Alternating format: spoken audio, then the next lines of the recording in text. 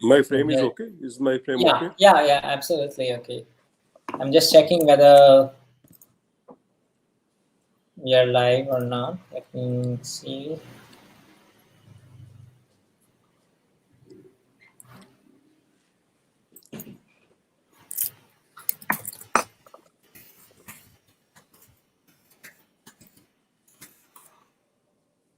Okay.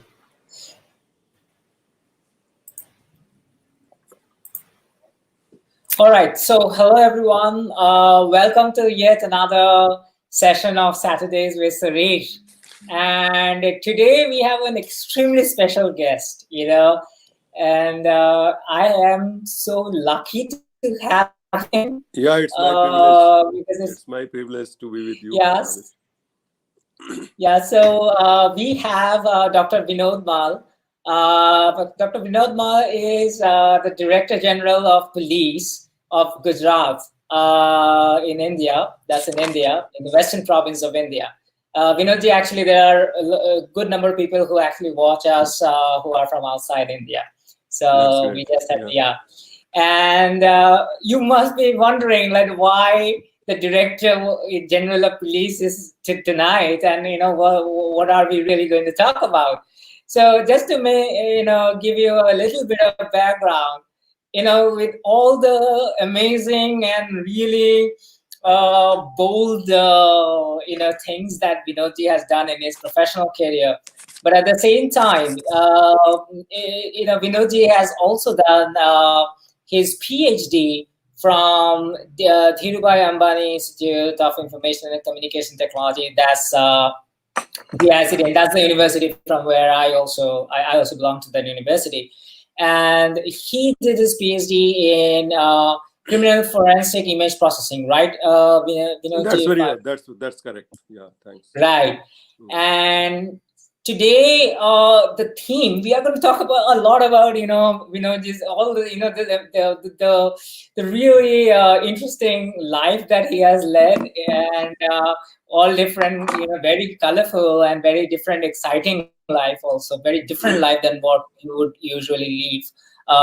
But at the same time, we are the key focus, the key theme of tonight's discussion would be. Because we know that a lot of people are doing PhD, a lot of you are doing PhD while in a particular profession. So you are trying to complete your PhD, but you're also in a particular profession. So we are primarily going to talk about how one can be in a very mission critical profession, but at the same time, how one can keep going and keep finishing in terms of the PhD and what one wants to do, how one should be aligning the PhD problem, and also how one should align the career, because we will also address some points will also be about those people who are yet to find a career, but they are in their PhD program. So how one should be aligning their career, what kind of career choices one might want to make depending upon the research problem that one is working on, whether one should go forward looking, which means like, where somebody would first fix up a research problem and then try to figure out what is out there as a job opportunity, or whether one should be going backwards, which means fixing on a particular kind of job that this is what I want to do, and then back tracing sort of, and then trying to come up with a particular research problem that might be fitting well with the kind of job that one might want to do. So we are going to talk about all those things. But before that, Vinodji, a very warm welcome to our show. And just to give you Thanks a lot. It's my privilege. And Vinodji, just give us a very quick background about right from your school days, your journey to your current profession, and then we will talk a little bit about what got you into doing even a PhD. So thanks very much, and thanks a lot for getting me on this platform where I am coming across people from all over the world, different universities, industry. So it is good to be here. Thanks for giving me a chance to introduce myself. I basically belong to Uttar Pradesh, the northern states in India, a place called Gorakhpur, which falls in the eastern part of Uttar Pradesh, an area which is known for its uh, good soil, rivers, Acha, diversity, I see. very, very rich tradition of, cultural traditions, history, and all of that. I belong to that area, and I did my schooling in my village in Gorakhpur district, which is that village was Mm-hmm. located about 40 kilometers south of the district headquarters. Relatively, I would say economically backward area that was, but Mm-hmm. I will be fair if I say that that was not a disadvantage to my studies, even if I studied in a rural area. After doing my school, I did my B.Tech from IIT BHU in Electronics and Communication Engineering. Mm-hmm. That I completed in 1984. After that, though I had a few offers for engineering career, I stayed Mm-hmm. back at the campus and thought of trying for civil services, and that's how I landed up in Indian Police Service, which I joined in 1986, and was allotted to Gujarat cadre. In India, we have a system where we are selected by the Union Public Yeah. Service Commission, and then, according to your choice and your rank, you are allotted to a particular state. So I got allotted to Gujarat cadre. So that is how briefly my background goes. Right. And when you were into electronics in one of the top universities of India, and you were doing your engineering. So was there something in your family or that kind of propelled you towards public service commission, like to be a civil servant, to be in I into IPS, or was it, yeah, any Yeah, it story was like behind it? that. It was like that. Frankly speaking, not planned much in advance. When I went to the final year of B.Tech and started appearing for the campus placement and all that. And fortunately, I got a few offers also out at campus placement and outside also. I got, in fact, offer from Bharatiya Electricals Limited. Then there was a company called Uptron at that time, Indian Oil Corporation, and few more companies, Siemens. Uh, but then I thought, what is the hurry to go into a job? Maybe I can do a few things, try a few things more, and then wherever my destiny takes me to, I'll. So, and like for all of us who come from engineering discipline, for example, JE is one of the challenges one tries to attempt. Success, not success, failure. It's all part of the life. But one does give an attempt at that. So, having done the JE, and by the time I reached B.Tech, I was slightly sluggish. I thought I'll get a job first, and then I'll settle down somewhere. But when I was actually in the final year, then I thought, let me, that devil in your mind, starts working, and then I thought, let me try this, and secondly, I didn't want to leave Banaras. I was in love with that city and that campus, Okay. that beautiful university more than anything else that hosts us, that campus, and city of Banaras was very intense. So frankly speaking, I was in love with that city, and I didn't want to. Though if I had, maybe I had gone also, but I was very happy that I stayed back and joined MTech. And along with that, I appeared for the civil services. Professors were very Right. kind who allowed me to spare some time for those studies. Mm-hmm. So that is how I joined Indian Police Service. And Indian Police Service was not the choice, frankly speaking. It was civil services. You appear for the exam. It's more of not the particular service as such. The challenge was to take that examination and crack it. Rank and all that, it's all secondary, and which job you land up at, then it's all depends on your chance, your rank, etc. So after getting through, I landed up at Indian Police Service, and I'm very happy that I chose a career which at later stage offered a lot to me in terms of job experience, exposure to the society, the problems India Right. faces, and the challenges as a senior manager. in a particular government department. Right. Yeah. Right. And now tell us a little bit about, suddenly you see that the PhD, doing a PhD I know very mission critical, very demanding and very mission critical sort of a job. And PhD itself becomes a headache, if you're just doing PhD all alone. Yeah, I think you have summarized the whole thing in a sentence.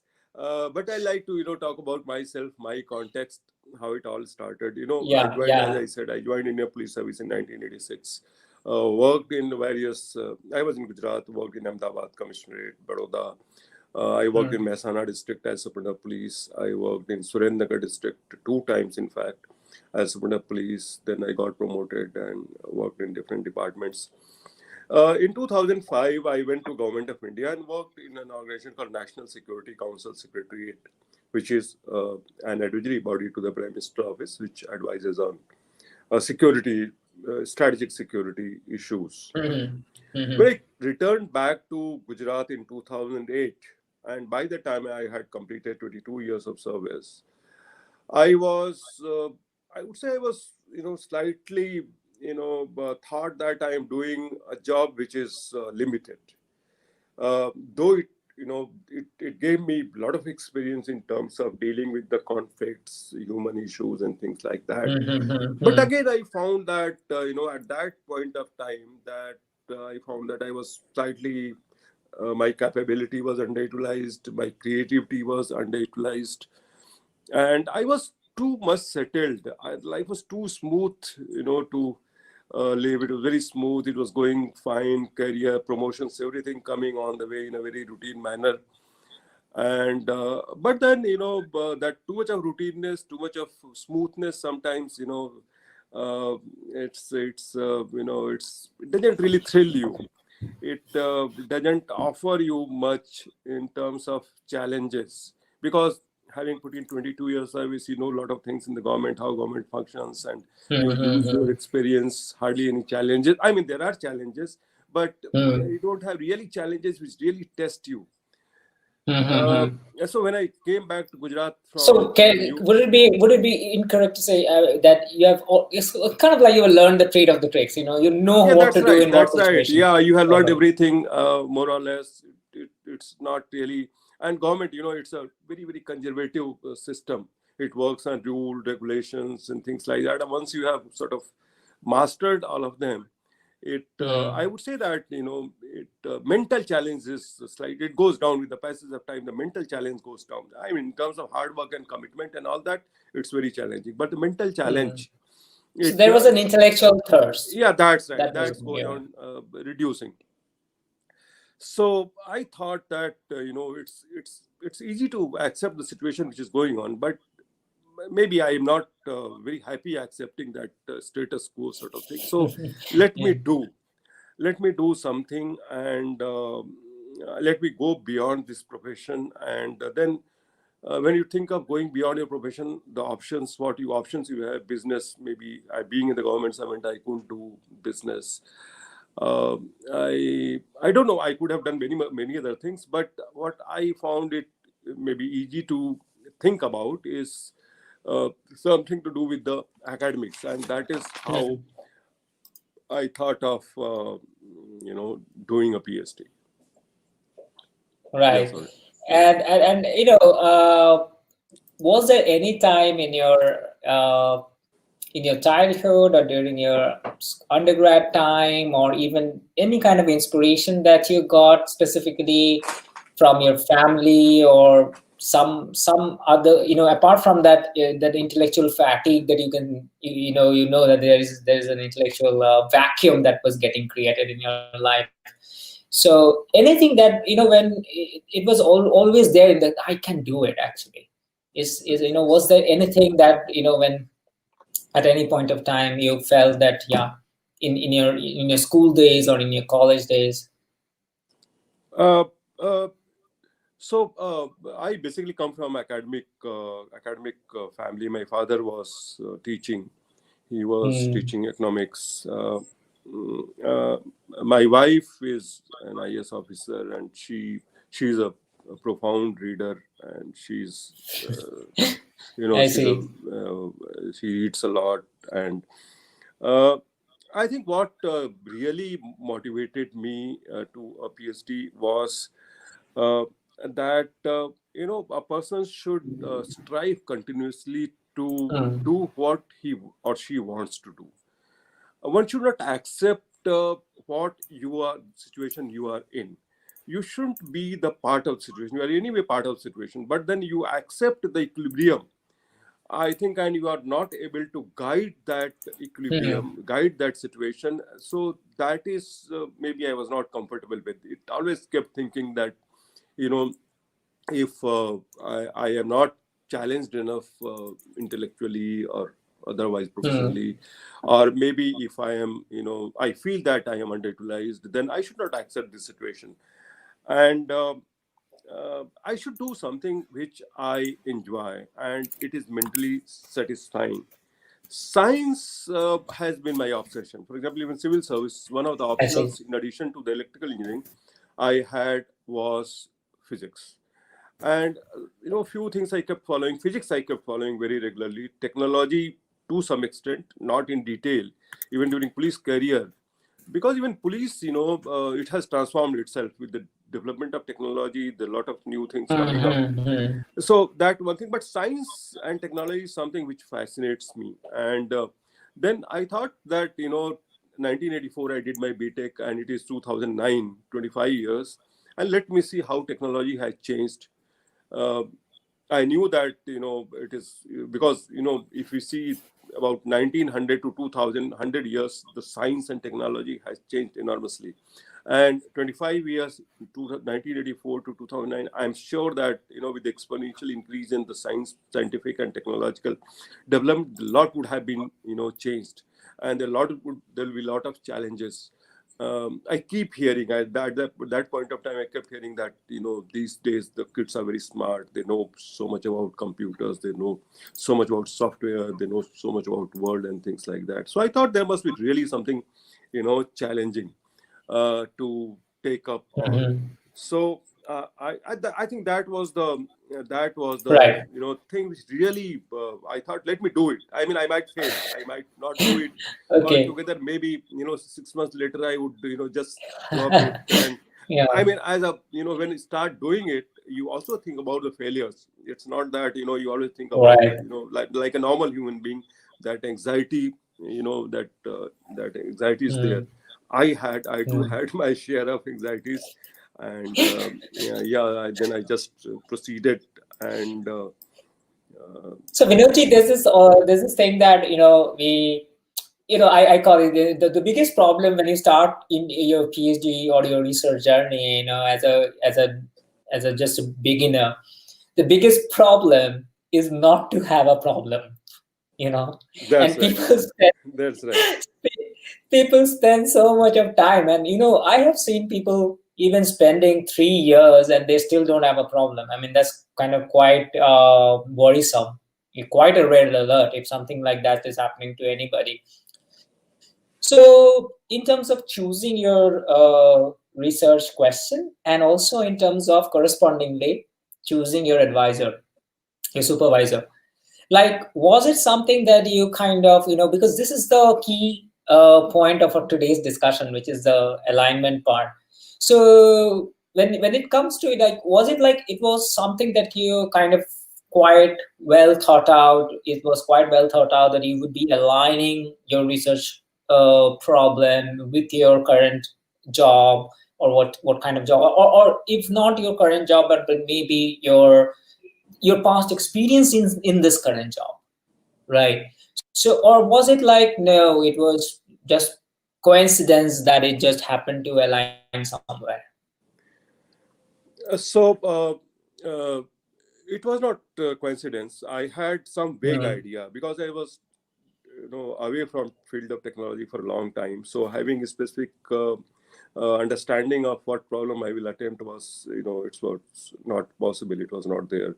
I had a very rough idea. And I thought I'll do something in the area of image processing, maybe something with the signal processing. And when I started, I remember I talked to one of my professors in that institute, DICT, said that I told him that I want to do something with the images being taken at the border areas with Pakistan and producing a high quality image which can be used for security purposes. So I started from there. That was the starting point. And I'm not sure that, even at that point, I was not sure that I'm actually going to take that. But, it is important to think something to start. And then I discussed that. But again, it didn't go forward. And, it so happened that, but image and signal was somehow in my mind. So I thought I'd do something with that part. So, I remember one of the B.Tech students was giving a presentation, and he gave that presentation about tampering in the digital images, and I attended that. And that I found that to be interesting. Then I spoke to my friend as well as my guide, who became my guide, Professor Dr. Anil Roy. I discussed this, and we decided, let's try this. So few papers I went through on that subject, and then in the process, and there was in the process of going for actual PhD work after the coursework, there is something called comprehensive examination. Right, exam. So you had comprehensive exam. So I had to appear for that. So then Dr. Nila told me to read a paper and present that, and that was about image tampering detection. And I think that was the foundation that I did. That was about blind detection techniques, blind detection technique are those cases where you have an image and you don't have the reference image, and you have to find out whether that is tempered. There is nothing to compare with, but using the statistical features, you find out whether. So that was the paper I read and I presented, and that gave me the foundation to move on, and that is how I selected. And it was, surprisingly, and it was very happy for me that it didn't take much of time. Within 3-4 months, 5 months, I was able to focus the problem area. But before going to that, my problem was another problem which was more serious than this problem, and that was I was in service. I have put in 23 years of service at that time, and it was not easy to become a student. And many of those people who are maybe 45 plus or something, they might have this problem in case they attempt for a PhD, that everybody around is into early 20s. So being in that environment is one of the mental challenges I had. And, I didn't want to be a student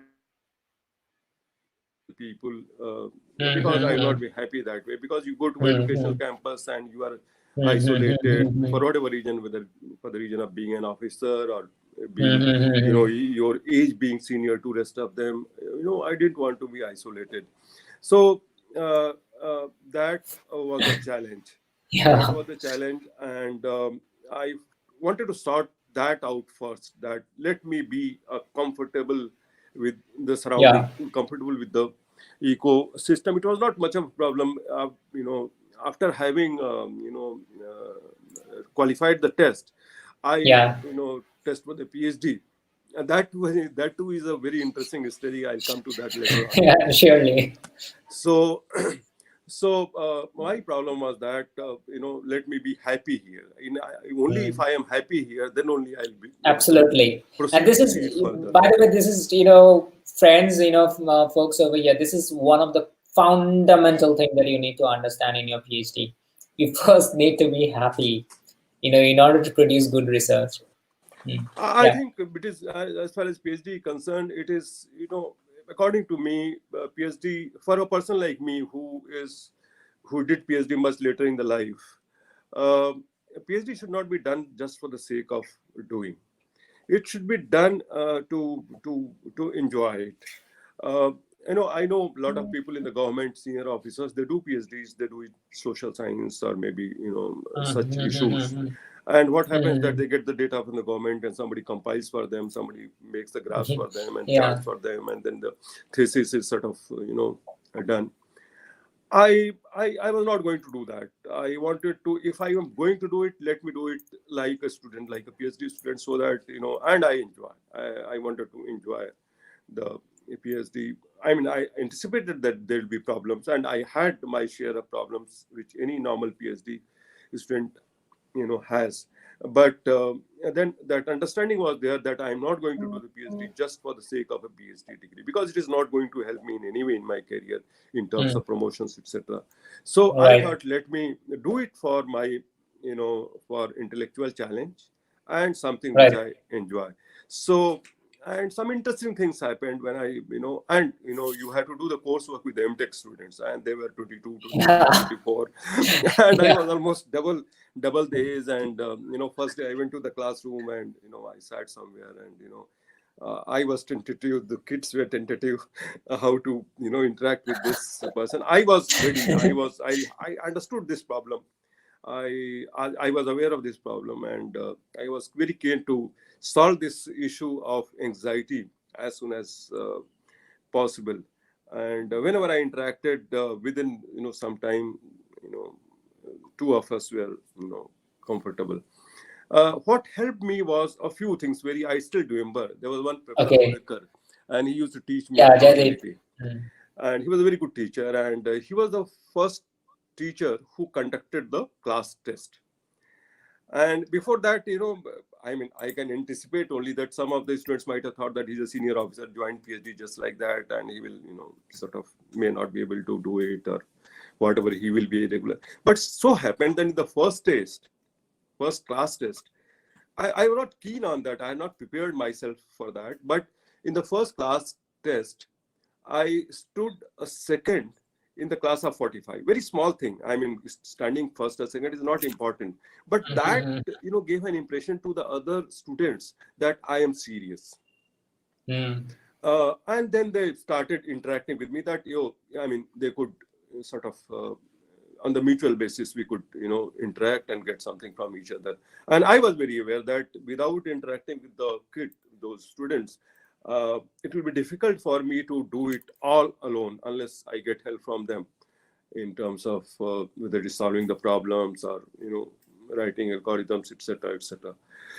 So that gradually, those things really helped me in integrating with those students, and even the teachers who, I mean, because you see, I have a lot of respect for those teachers, but some of them, I'm sure that they must have had anxiety about me, how I'm going to, deal with that situation. But then they were happy. Then they were happy that I was doing. Professor VP Sinha, one very senior professor, Mm. helped me a lot. He Yeah. was my mentor in the beginning, and he also taught me a course on signals and systems. And I Mm. simply loved his that course. So that was a major problem, and I'm very happy that within a month or so I was perfectly aligned with the rest of the environment there, rest of the students, rest of the faculty. Even in the exams, so-called exams, though I didn't find much time to prepare, but I did decently well, and that sort of helped me. That was not so much a problem of scoring marks, but that helped me in integrating with, in the, Mm. in that environment of academics. So Mhm. that happened. Uh, Another moment which created a lot of anxiety was the admission test. So if you permit, I'll talk Acha, about I that. see. Yeah, Should I surely, devote a surely. couple of minutes for that? Yeah, yeah, surely, because So these are the situations all many of our guests and people who would be watching this video go through. So yeah. so so it happened. I wanted to do it. It was 2009, January or February, and I wanted to do a PhD, as I mentioned earlier. And I approached DIST because DIST was located very close to my office, Yeah, right. and that was a reputed institute. So I thought, let me. And I scanned through the details of the faculty members, all very highly educated, done their, Mhm. PhD, etc., from the good universities all over the world. So I approached, and then through the process of inquiry, I found that I have to appear for the test. And that was a big, I thought on the basis of the marks I had obtained in B.Tech, I'd be able to register for Ph.D., but that didn't happen. And I was told that I have to appear for a test. Yeah. So that was, I sort of, created a lot of anxiety that appearing a technical examination after a gap of almost a quarter of a century will be difficult. But then I couldn't, escape that, because a lot of people, a lot of professors, by the time they knew that I wanted to do it, and after knowing that there was a test, if I withdraw, they will think that I say he was, just like that. He wasn't very serious about he is it. not serious. And then I thought, let me try. At the most, I'll fail. So let me try. So I found few books, and I didn't try to study new things. I tried to recover whatever I had studied in. So something that's very interesting. That's keep kind of like keep coming up, which I see. Vinodji, that you always love to try, but you are not afraid of being of failing. Absolutely. That was a point. I thought, if I fail, what happens? I mean, it's not going to take my job, or failure has happened in past and it will keep happening. So this is just one of those things. So part of the life. So let it happen. So I tried, and I remember the date when I appeared. Actually, I appeared for a test. It's 2-hour test. First hour for mathematics, the common for everybody. Second was optional. Second had 3 options: computers, communication, and electronics. So I was, as I said, I was preparing for communications, signal processing and all that. So when I saw those papers, I was very nervous in the examination hall. I thought that I'm breaking down. I'll not be able to attempt. And for one moment, I thought, let me walk out.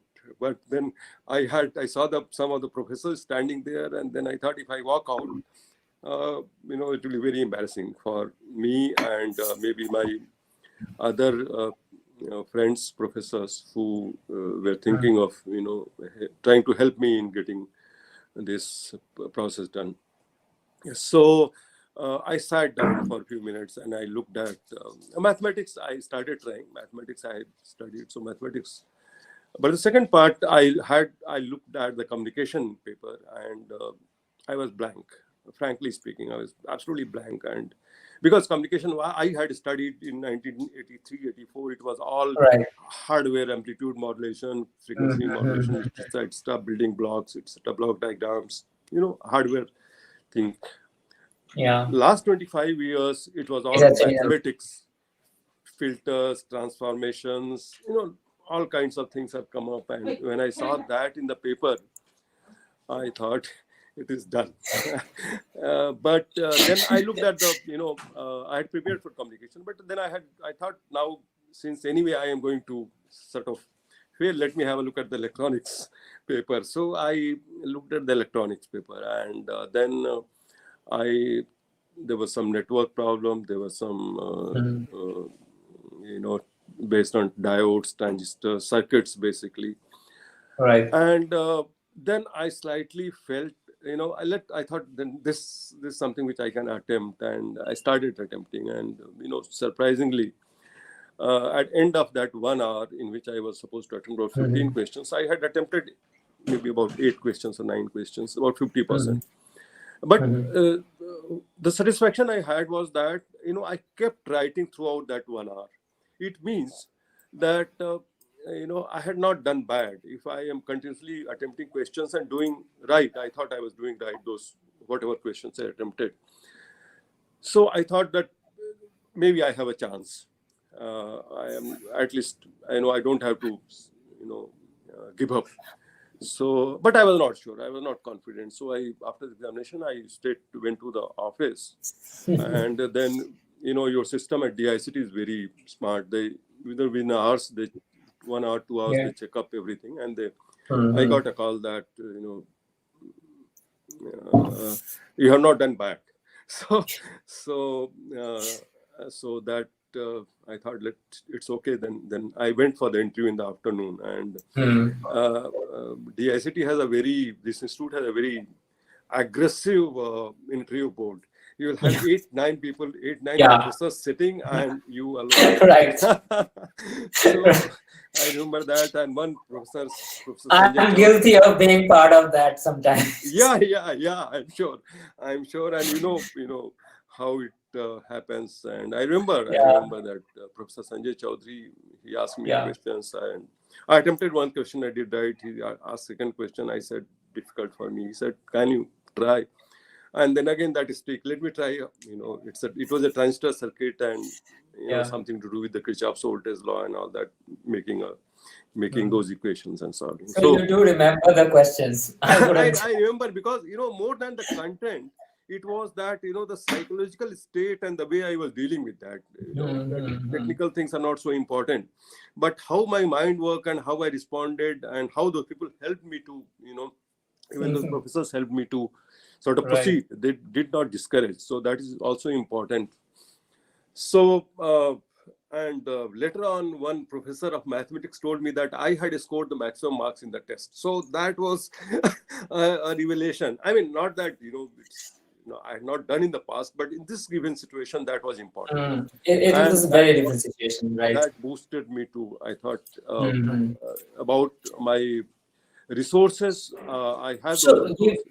Yeah, please. So you chose a problem on which is primarily based on criminal forensics image processing, right? And when you got to that final crystallization of that final problem, research problem, and did you feel ever when you started working on that, did you ever feel that there was a good amount of domain knowledge, because you had to deal with a lot of people from the forensics department, probably, I don't know, might have to deal with a lot of people from the forensics department also, so, or maybe your own other kind of professional experiences that you had in the police department, and also being at such a important position, being in the directorate. So was that an advantage for you?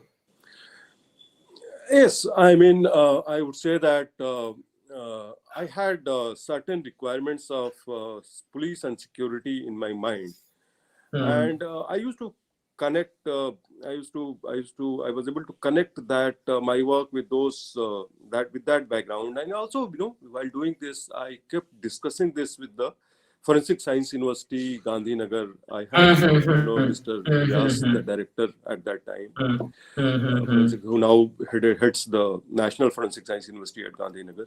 So I kept discussing at times with him, and he was also curious, because Forensic Science University did not have much about image forensics at that time. Right. But they were also very curious how I am going to do, and in fact, later on, I sent some of my papers to them for their use, and so that was one advantage. But again, I would like to say that I tried to keep this my PhD work separated from my professional work, and that was for two reasons. I didn't want to allow my professional background to creep into my academics. I didn't want anybody to even feel that I am an officer and I'm doing PhD, because there are a lot of people who think that he's an officer, so that is why he's getting some kind of advantage in some way. Okay, in a different way, in a negative way, advantage in a negative way. That's right, negative way. So I didn't want to give that impression at the academic campus, DICT campus.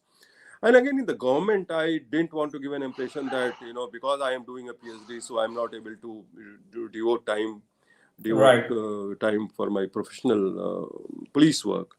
Because I hate that, because somebody's getting a sense of that, and that is not desirable. I have to I have to do justice to my professional work. At the same time, I had respect for my academic pursuit, that is the PhD, and I didn't want that respect for that PhD work should be dented in any way. So I wanted to do everything as any other student will do. And what would be your advice to people who are doing part-time PhD, who are in a job and who are also trying to figured out the PhD. So when it comes to choosing a research problem, would you, and if they are not in your kind of a dicey position, let's say, would you advise them that that probably it's a better idea to utilize their domain knowledge which they have accumulated over a period of time in their own profession, or do you think that it really doesn't matter so long as you know how to manage time? Yes, I think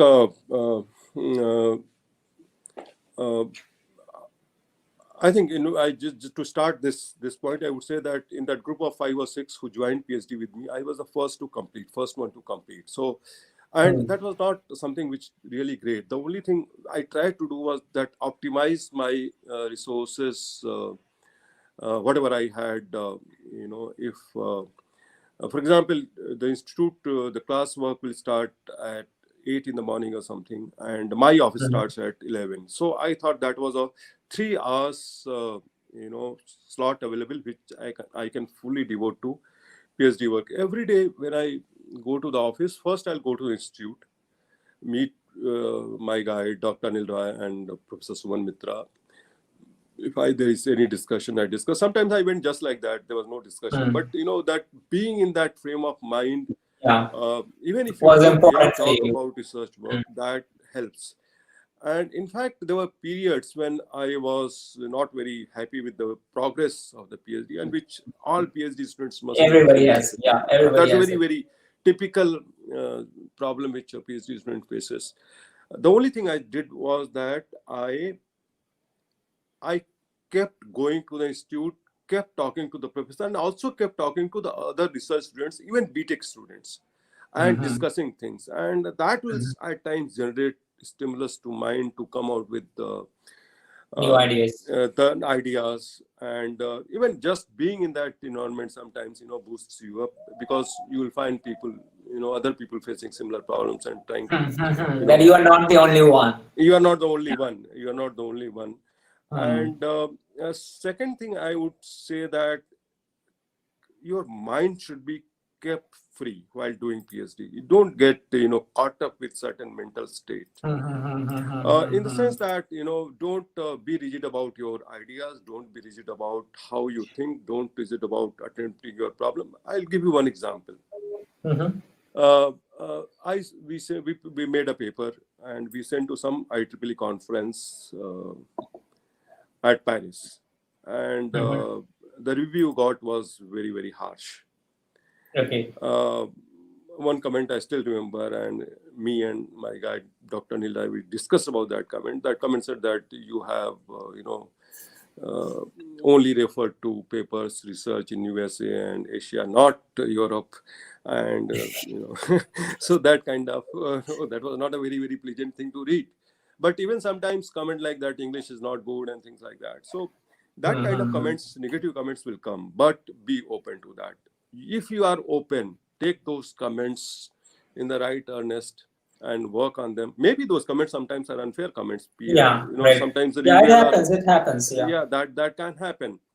But if you are open, open in your ideas, open to criticism, open to challenges, and ready to work on them. Maybe there are negative comments, you work on them, make a paper and send it to some other place. So I think that is the continuous requirement. If one has fulfills, I think that the tasks become easy. And two, that it is important that when you are doing actual research work, try to convert your work into paper as early as possible. I saw some of my friends who were doing really good work. They kept working whole day and they were really doing good research, but they were not good in converting them into papers. And that habit is a bad habit, because that you keep on postponing. I'll start writing tomorrow and I'll write the best paper, and let the best result come and the best paper, and think I'll send it to the best conference. Because your first task is to finish the PhD in a reasonably, at the reasonable. And these days, because your research work is validated, all over the world. So if you are really keen, your work will be validated and you'll do a decent work. So, for example, when I did a paper, I sent to a conference, IEEE conference in Dhaka, and I was not sure what level of conference is that. And then I sent, and 2 of my papers got selected in the same conference. And when I went there, I mean, presenting the paper and, getting that published is one thing. But a lot of other things I saw. I still remember that I stayed at Dhaka University, and the atmosphere I saw, I had a lot of stereotypes about Bangladesh. Many of us have about other countries. But it was such a beautiful place. It was such a beautiful, such a liberal place. And I still remember that when Vice Chancellor inaugurated that conference, he started the quote from Rabindranath Tagore. And, that was such a great feeling. So I would say that keep yourself open and don't try for best every time. You make your efforts all right, but don't think that I'll do the best and nothing less. I think that approach. I mean, that approach. But I would say that keep on. You have to break it up in phases, right? That's right, and you'll get another opportunity to produce a better thing or the best thing. So wait for that, but don't stop for preparing that best. Right, absolutely. And also you have to come into a habit of writing as well, because writing itself is very different than doing the research. So these two are very different skills altogether, right? And the one more thing I would like to say that make best use of your situation. And you have to work within that situation. For example, my situation where I have to be at office at 11, 12. So I have to see that I make use of the morning hours first, and maybe if I am short of time, make use of my office staff in typing, etc. Because I was not, frankly speaking, I was not good at typing, because as a senior officer, I don't type myself. My PA used to do that, and though I am not very bad, but at the same time, I did take help from my personal staff in typing. I dictated and they type. So that kind of help, whatever resources you have, it's good to use those resources. And I think it is one more point that you should not lose communication with your guide. Right. What happens that some of the students I saw that when they are not able to keep pace with the work or don't respond to the expectations of the guide, they try to evade the guide. That is very, very harmful. That is very, very harmful. And I was lucky in that sense that the 2 guides I have, Professor Mitra and Dr. Roy, they were very, very nice, and they really guided me, on a very, very friendly basis. And because a good advisor would be, it's not just about advising you in the research front, but also mentally providing you mental support, trying to understand if there is an emotional need that needs to be met, and whether that can be also done something about it, because that's something that a very good guide actually does. So it's very important. Something that is absolutely important that you said this, that doesn't matter even if there is no result, you need to keep in touch with. I think that's very important. If in that period of 3 to 4 years, 5 years, there will be phases when nothing will be happening, and one shouldn't really over bother about them, because that is part of the PhD. One should understand. One should be aware that this will happen. That for 3 months, 4 months, 5 months, nothing substantial is happening. You're caught up with something and results are not coming. And that is how the famous Michelson-Morley experiment, it happened like that. They kept experimenting, and out of the negative result, they drew the conclusions, and that was a great discovery. So research is done like that, and those low periods when you are not able to do, you have to be aware that such phases will happen, and really I shouldn't get overworked with that situation. I think what is more important is that you have to understand that even in life you will come across those situations where nothing is happening your way, and that will create frustration. one should be ready for that. And even some amount of frustration happened, you should be aware that this is happening for this reason, and maybe another day, and those things will be better. So keep working. Experiences say that those situations definitely go away, and if you keep persistently doing something, I think Right. you Right. succeed. Let us see if there are some questions Yeah. from, yeah. So there's one question from Monica Sharma, and she asks, like, why PhD and why not an MTech? Why didn't you think about doing an MTech and why a PhD? I think you have already answered that question, that I think you have already done an MTech, in Uh, IIT BHU. Monica Sharma is Yeah. one of the students who was with me. She was doing MTech, and Okay. I can very humbly acknowledge that she was one of those who really contributed to to help me in the process. There were few friends like Okay. Monica. At least, if nothing else, we used to have tea at the canteen. Great. She was one of those. She was with me most of the times, and very very positive personality, very pleasant personality. She came from Gwalior, and I was very fond of her, and she was very friendly. So, yeah, as I said, I was not really doing all that for a degree. MTech was a degree. MTech was more or less you read a book or a course, appear for examination, and that was you get the degree. I was not really working. I said in the beginning I was not really going for a degree. I didn't want a degree to decorate my CV or my achievement. I wanted to get a mental challenge, intellectual challenge, and something new, something thrilling. And Monica will agree to me that more than a PhD, it was being in that campus and interacting with these young students like Monica. There were many others, and all of them really really good students, good boys and girls coming from different parts of the country, and interacting with them was really very very rich experience for me, talking to them, because they came from different backgrounds. They had a different level of understanding, and trying to be compatible with them, trying to understand them, discuss personal problems also at times. And so that is how I did a PhD, because I Do didn't want you? to. Hmm. Yeah, please.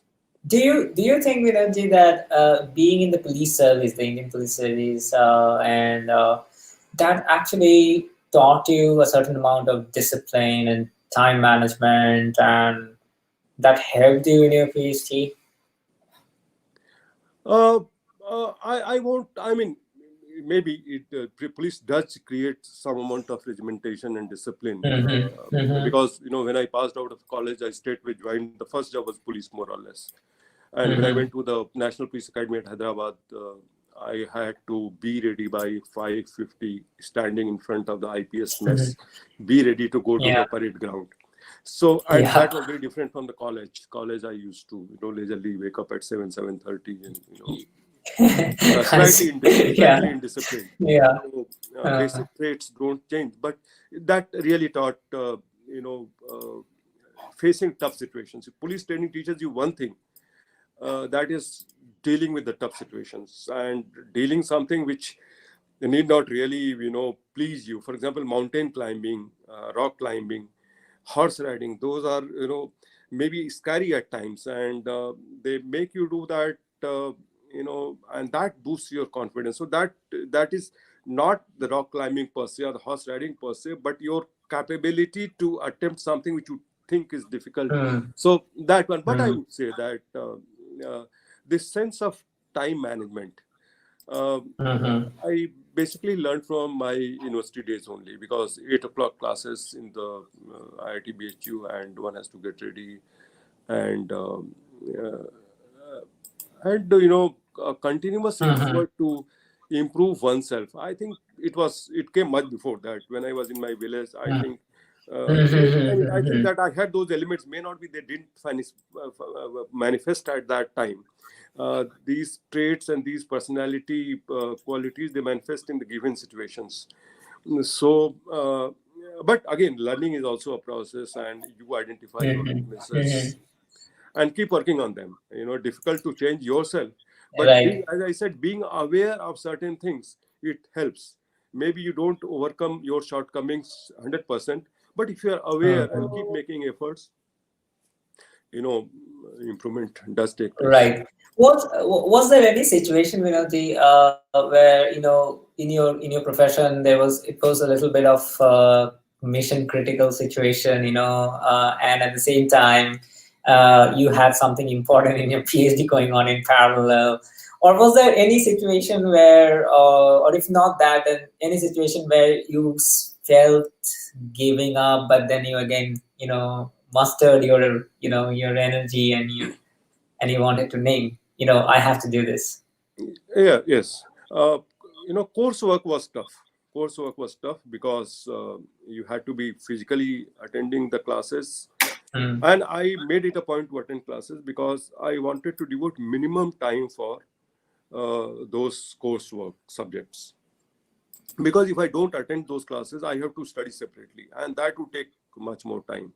So I made it a point that I'll attend all the classes, make class notes, and most of the time those class notes were sufficient. That is, they will take care of my 60 to 75% of the problems. I have to refer books and all that, but then that will majorly take care of my tests and examination requirements for the coursework. So, but at that time it was tough because at times there is a class and Professor Sinha is teaching something, and there'll be a call. I'll walk out of the classroom, and then some information is needed in the government or something like that.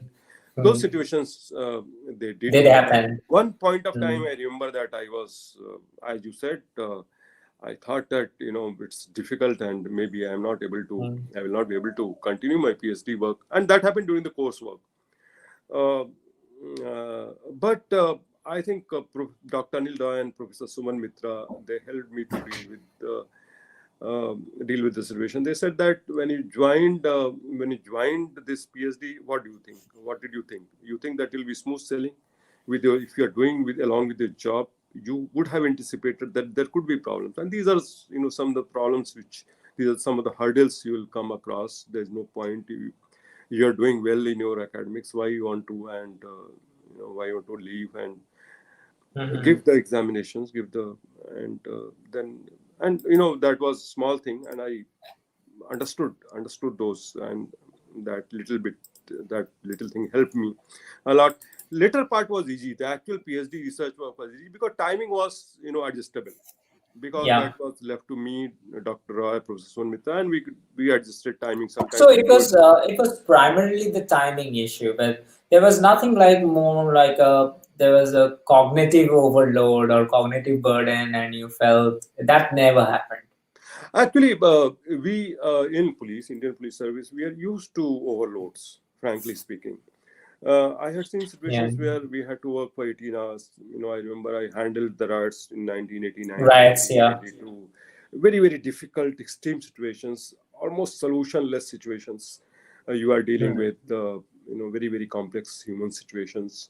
So that was not so much of a problem. I think though that aspect, and frankly speaking, at the end of everything, I think if you are ready, if you are keen, if you are determined, I think problem is no problem. I mean, you have to, you will be able to see through those problems if you are ready to face them. Problems will, you are a human being, you are taking up a challenge, there will be problems. There cannot be a challenge without problems. So, and if you are kind of keep dealing with it, keep applying yourself, I have not come across many situations where I have not been able to, deal with those situations. Right. Let's talk a little bit about some advices for those students who are not in a profession but who would want to go into a profession. And a lot of times, you have this thing now, after PhD, what will happen? Like, how do I align my career? So, one sort of a thing was like me, I was very naive in a way, when I was doing my PhD, and I was like, I just picked up a problem which I fell in love with, and I didn't even care about what will happen to me after my PhD. And then I suddenly figured out that, oh my God, now what to do, how to get a job. But it was easy for me because I always wanted to be in academia. So, in that way, it was easy. But when it comes to joining corporate, then, the alignment becomes even more a question. Because when the corporate is going to recruit you, they would try to understand whether whatever you have researched on, whether that is even pertinent to them or not, relevant to them or not. So another way of doing it probably can be like to backtrace, and to figure out, okay, if this is the sector in which I want to go, if this is the domain in which I want to go into corporate, then this is the kind of research problems that I should be working on. I mean, what do you suggest? What style or what method do you suggest for those students who are just students? So I think, as you told, that there could be two ways. One is that you start with whatever you are in love with, what you want to do, and you do it, and then search for a matching professional career.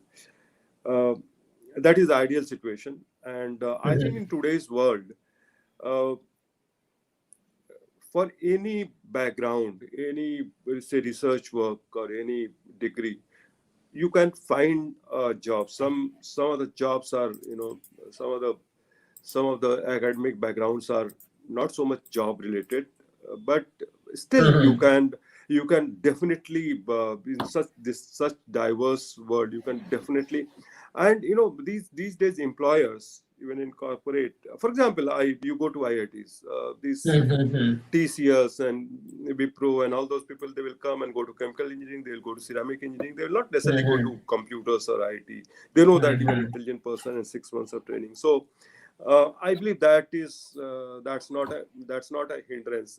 Today I saw a person who has done chemical engineering and he has made his career in journalism. He did his B.Tech in chemical engineering from IIT BHU, and he is a full-time journalist. I know a boy from Varanasi, IIT Varanasi, who is doing political campaign.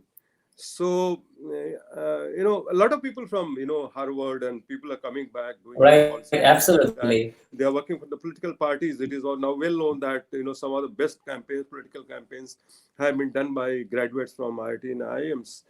Right. So I think that should not really bother if you are, I think trying to the do.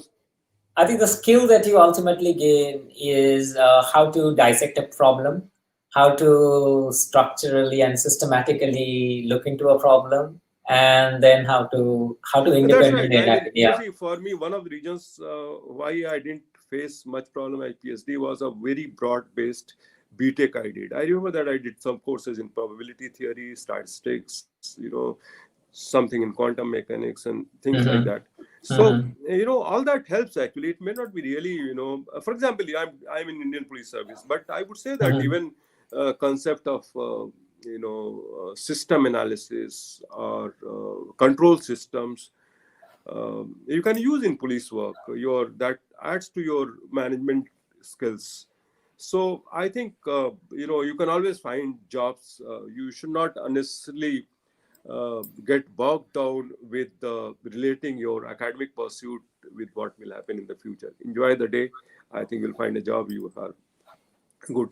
The All right. second one, that you backtrace the Mm-hmm. problem. I think that's a little conservative way of doing it, but I think it's Mm-hmm. not bad. It makes sense. It's reasonable, and most of us, even I would tend to be conservative. I would look for a safe future.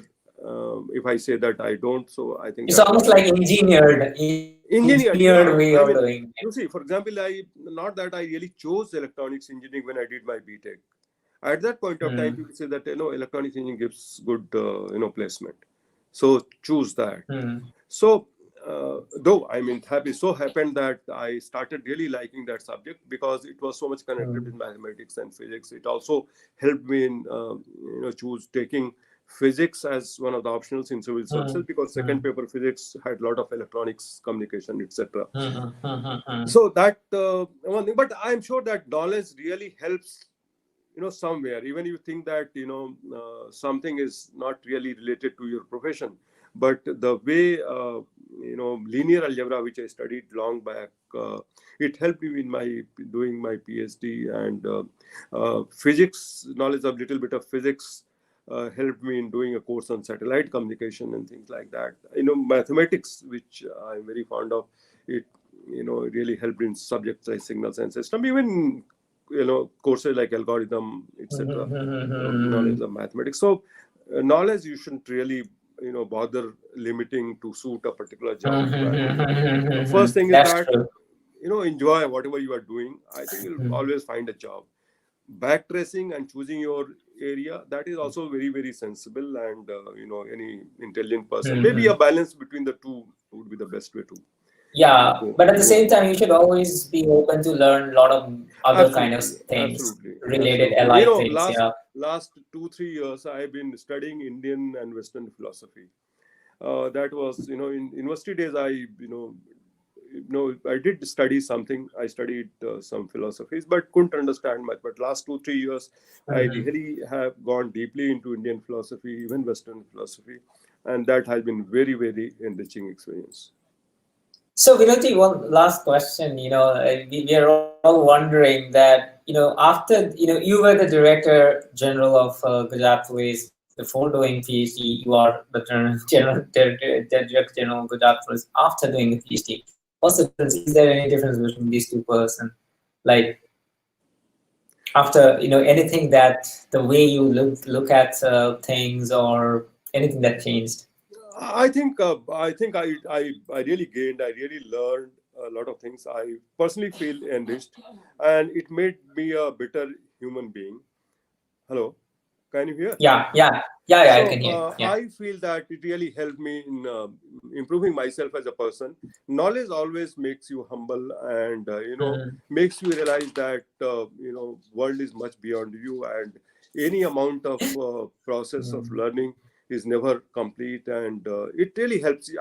Even now, if at the end of the day, if I don't read something for half an hour, 45 minutes, I really, I feel that the day is not complete. And sometimes I read research papers, and that really helps me. Sometimes I have to stress my mind, because the research papers are sometimes they use mathematical concepts which you are not aware of. So you have to stress your mind to understand a few things. So that process of stressing yourself, I think that calms you down. That makes you realize that you be humble. I mean, there is much more than what you think about, what you know about this world, and that process has to go on, and that really helps. That calms you down. I feel personally very, very relaxed after if I do some serious reading, whether it is paper on technology, engineering, or even philosophy. So it is that. So, Vinodji, we are at the later end of the show tonight, and I just want to probably end tonight's discussion with this one thing, that for those people who are in a very mission critical profession like yours, what would the last departing 2-3 suggestions or tips that you would give them if they want to do PhD at the same time? That's right. I would say that you can, in any situation, howsoever hard pressed may be you in, howsoever difficult job you may be facing, I am sure that you can always stretch yourself further to enrich yourself by improving qualitatively, quantitatively, enriching yourself with different experiences from different walks of life, different areas of knowledge. And that process has to go on. I mean, there are people like, Mr. Obama, there are a lot of people, Einstein, Gandhiji, why to go out, Gandhiji.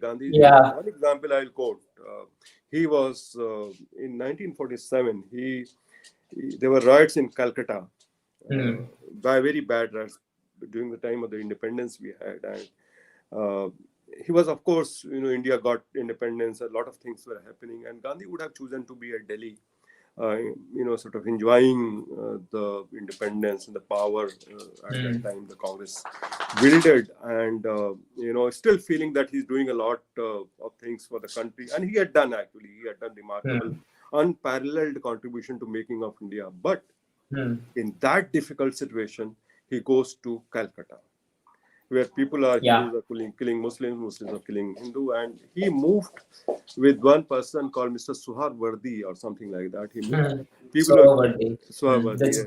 The governor of, at that time, Yes, he was he was governor. governor, and within 2-3 days, he made the people to apologize for killing people from the other community. They came with the apology letters, and this whole city assured Gandhi that please don't continue your fast. We'll maintain peace.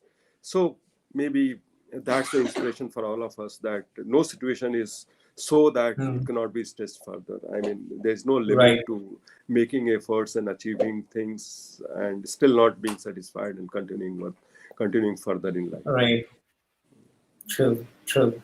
So I think, you know, I guess if I don't think there is any more question that hasn't been touched. There has been one or two questions which I think probably is not very relevant to today's discussion. So I've just skipped it. Don't mind. For all the other questions I see, I think we have sort of covered. So thank you everyone for joining us tonight, and thank you so much, Vinodji. I know it's so hard to get you, and we are so lucky to have you tonight. No, it has been a wonderful experience. I mean, I talk about many other things, but I never talk about research and PhD in the academic ecosystem, and that has been really, Right. I would say that this again, that extra, that step ahead in a different area. And I should be thankful to you for giving me this opportunity to talk about no. a subject which normally I don't talk, and so much different from my routine, and that really helps me in enriching myself. Interacting with you has been really a rich experience, and talking to the fields, the Thank you persons so from the much. academic field has been really a very great experience. Thanks a lot. Thank you. Yeah. Yeah. And everyone, stay well and be very safe and take very good care of your family. Bye bye. Yeah. All the best. Good night.